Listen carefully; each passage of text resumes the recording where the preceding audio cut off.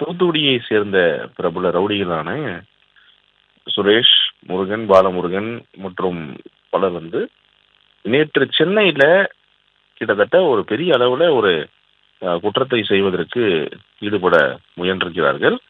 அதனை தடுக்கும் பொருட்டு தான் காவல்துறை உயரதிகாரிகளுக்கு உடனடியாக தகவல் கொடுக்கப்பட்டு, இதுல முக்கியமாக தகவல் கொடுக்கப்பட்டதன் பேர்ல தெற்கு இணை ஆணையர் சிவி சக்கரவர்த்தி மற்றும் மவுண்ட் துணை ஆணையர் சீனிவாசன் இருவருமே சம்பந்தப்பட்ட அந்த இடத்திற்கு நேரில் சென்று ஆதம்பகத்திற்கு முன்னதாக வேளச்சேரி அந்த விஜயநகர் மெயின் ரோடு அந்த பஸ் டிப்போ விட்டு நேரில் சென்று தொடர்ச்சியாக சம்பந்தப்பட்ட இந்த குற்றவாளிகளை சுற்றி வளைப்பதற்கு அந்த புகைப்படங்களை ஆதாரமாக வைத்து தொடர்ந்து அவர்கள் தேடி வந்த நிலையில இருவருமே சாலையில துரத்தி சென்று பிடித்திருக்கிறார்கள். அந்த இணை ஆணையரும் துணை ஆணையர் இருவருமே சாலையில துரத்தி சென்று பிடித்திருக்கிறார்கள்.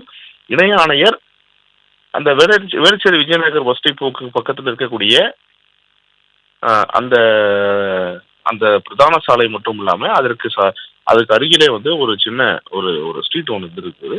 அந்த ஸ்ட்ரீட்குள்ள இணை ஆணையர் அந்த வழியாக ஒரு இருசக்கர வாகன ஓட்டியை நிறுத்தி சம்பந்தப்பட்ட அந்த ஒரு குற்றவாளி இந்த வினோத் என்பவன் அவன் தப்பித்து செல்கிறான். அவனை துரத்தி அவனை சிவிலியனுடைய இருசக்கர வாகனத்துல ஏறி சென்று அவனை துரத்தி பிடித்திருக்கிறார். அதே போல இன்னொரு அக்யூஸ்ட சென்ட் தாமஸ் மவுண்டுடைய துணை ஆணையர் சீனிவாசன் அவரும் துரத்தி சென்று பிடித்திருக்கிறார்.